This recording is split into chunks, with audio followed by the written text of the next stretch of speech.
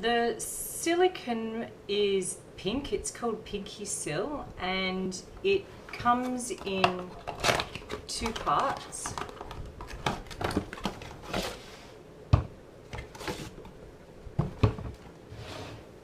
Part A and Part B. And you have to mix them in an even ratio. So if you use 10 ml of the Part A, you're going to use 10 ml of Part B. In this instance, we're going to use about 60 ml. That will probably be more than we require, but we'll use that amount just to make sure we've got the coverage. So ideally, you want to pour the Pinky Sil into your mould so it's about 1 centimetre over the top of your jewellery piece. So I need a measuring container, I need a spatula, and in this case, because my measuring container is not really big, I'm actually going to use a wooden stirrer. Need a clean work surface, and you have about 2 minutes till the Pinky Sil starts setting. So we measure one part, and they don't start activating until you measure the other part in. So in this instance, I'm going to pour 30 of the Part A, and then I'm going to pour up to 60 of the Part B, the pink part, and then I'm going to stir for about 1 minute. So I'm going to count to 60, and then that gives me enough time to pour it into the mould, and I'll show you that as we're going along. So Part A.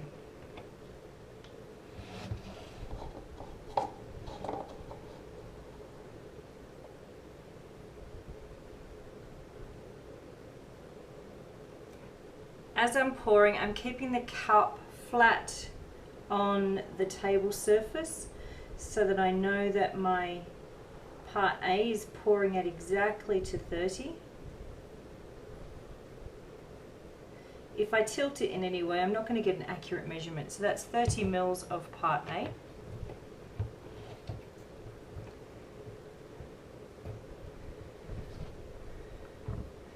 And now 30 mils of Part B.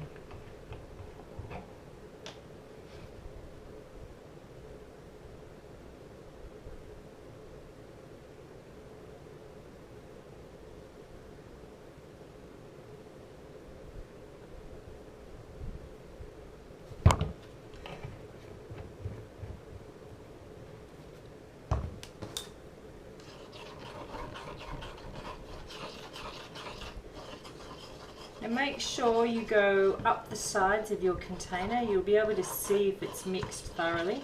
You want to scoop everything off the sides and make sure it's thoroughly mixed. I'm up to about 20 seconds of mixing right now. Right into the corners. If you can see any white streaks, keep mixing.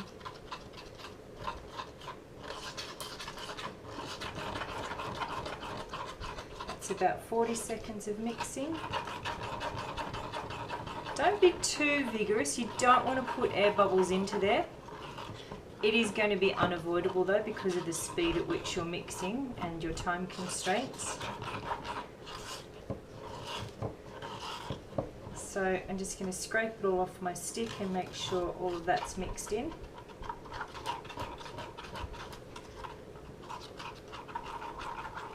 Okay. That's about 1 minute's worth of mixing. I've got another plastic container to put that into. Bring your mould in, and I have got air bubbles in there, but if I pour not on the ring but to the side, and preferably down the side of the mould, and then make a long thin stream, those air bubbles should disappear.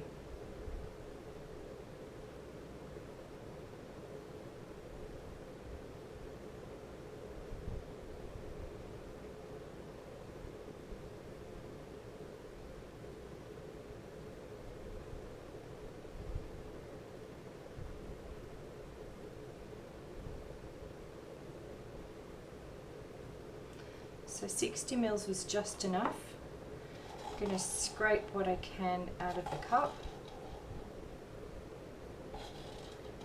avoiding running too much down the side of the plastic. Okay, put that to one side, leave it alone. Once that dries, it's really easy to pick that out and clean it off. But now I've got to work on getting rid of the air bubbles. So to get rid of the air bubbles, I need to agitate my tile. And I think I'll just take it off this surface. And by agitating my tile, the air bubbles should come to the surface and then change its direction. And you can see there's quite a few air bubbles coming to the surface. Stop and blow.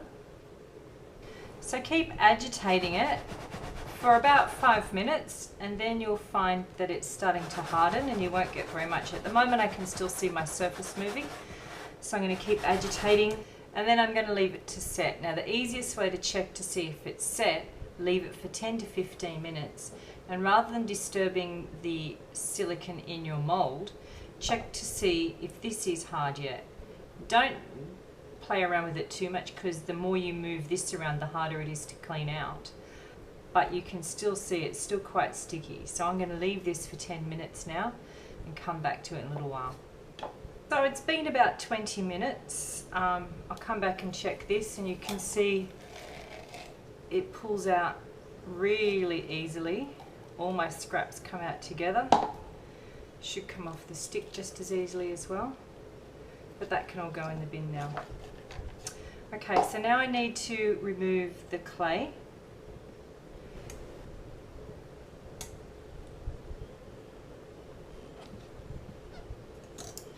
When most of it's gone, you should be able to lift that up, and that's worked really well. You can see there's just a little bit of silicone that's flooded underneath, and I'll show you what to do with that in a second, but I'm just going to finish cleaning my tile.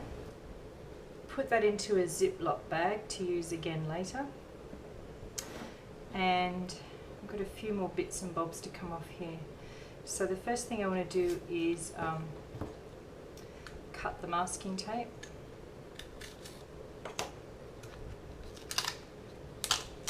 And slowly unravel your silicone. Any scraps of silicone that have leaked out, put into the bin. So you can clean, this was the top of the mould. You can see there's a few air bubbles on there. And you can use scissors to carefully trim to neaten that up. Again, put those in the bin.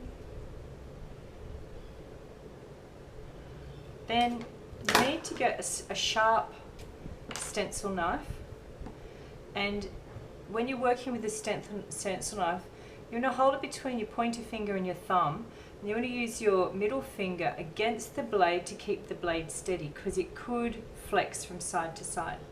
So I'm going to very carefully cut into the clay around the edge of the silicone, particularly on the areas where there's been a little overflow.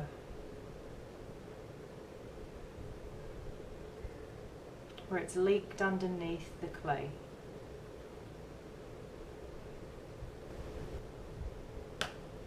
Put the lid on your sharp knife, put it to one side, and you're going to start scraping those little bits of silicone off, because you want it to be quite tidy on that top surface. Those can go in the bin.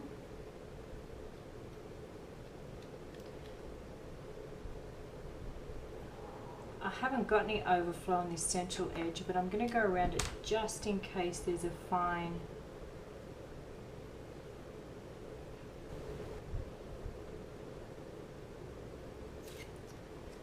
Again, when you've finished, put the lid on your sharp knife.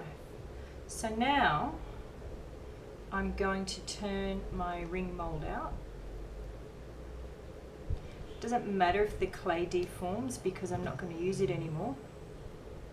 Not for this cast, and I'm just going to use it to clean up any scraps.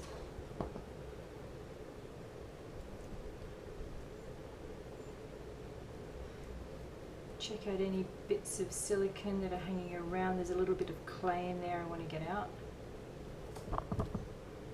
out, a little bit of clay there.